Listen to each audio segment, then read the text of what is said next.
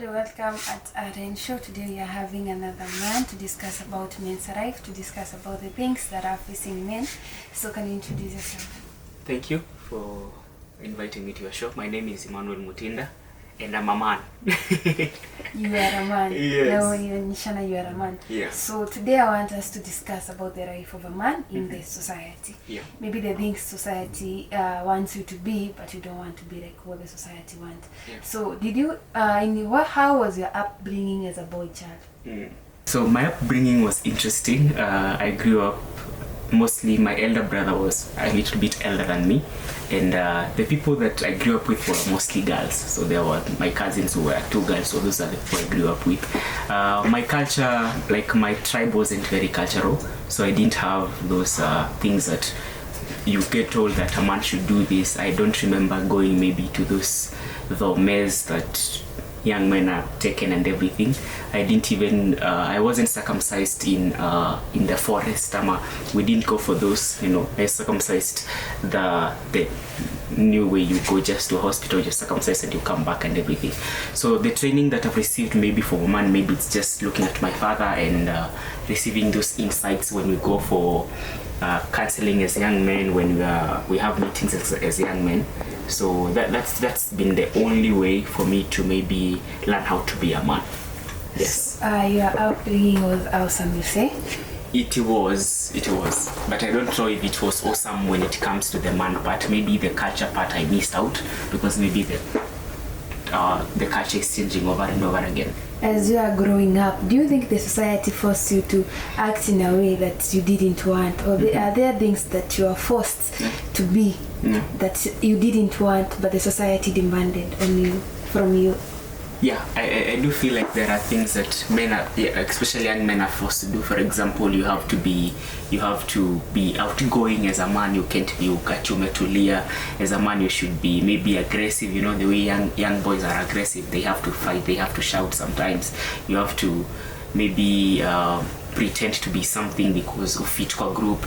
Also, peer pressures. I didn't go through those because I think my mom was that strict woman who will takuchapa, but I saw that, and I also felt the pressure of even getting a girlfriend, because boys are always like niaje hauna day, so it's always a common thing to go through that pressure as a boy, because there are always also being vulnerable, like mwanaume unaliaje, mwanaume unafeel aje, mwanaume unaongeleshwa aje hivyo, and it can even make you be a violent person, because unaongeleshwa na mtu and then people wa class wanakwambia hi, unaongeleshwa aje na hivyo na day mama, unaongeleshwa aje hivyo na boys mwingine, and you might find yourself having to fight someone just to prove a point that you are not we seem weak, which is very wrong. Kama ulivyosema, you are not supposed to cry. Yeah. What's your take when the society demanded that you Mutinda as a man, you should not cry? Well, back then when I didn't know, of course I would hide anything that makes me feel weak. But right now, I don't think it means anything. I think it's not the idea of not crying. It is not even about the tears. It's about being vulnerable enough kusema I need help in this, ama I'm going through this, help me get through it, So right now, if I need help in something, nitaomba msaada. If I need somebody to help me process something, I will ask. If I'm going through something which is heavy, I will just share it with someone. If I need to cry, I will cry, because at the end of the day, we are all human beings. Hizo feelings nikizieka inside here, at the end of the day, it is me sitaumiza, right? So I think it is. Most men, of course, haven't been able to get there. I also can't count myself to have apprehended a man, like I'm good at that, because sometimes you find that kuna vitu na kuficha, yes, but I don't suggest the idea of men shouldn't be crying. Cry, you are a human being. Yes. So to answer the other question, did you have to give up on your dreams because maybe the society demanded that a man should focus on these kind of things and a girl should focus on these kind of things, to a point that you had to stop what you ever wanted to achieve? Yeah. Well, I faced that pressure when I was selecting courses, because there is always that idea of when you are selecting a course, choose course yenye ni ya wanaume, things like engineering, things like mathematics stuff like actuarial science and everything. So I didn't know what to do, but then one of the things I was advised to do by my auntie and my cousins was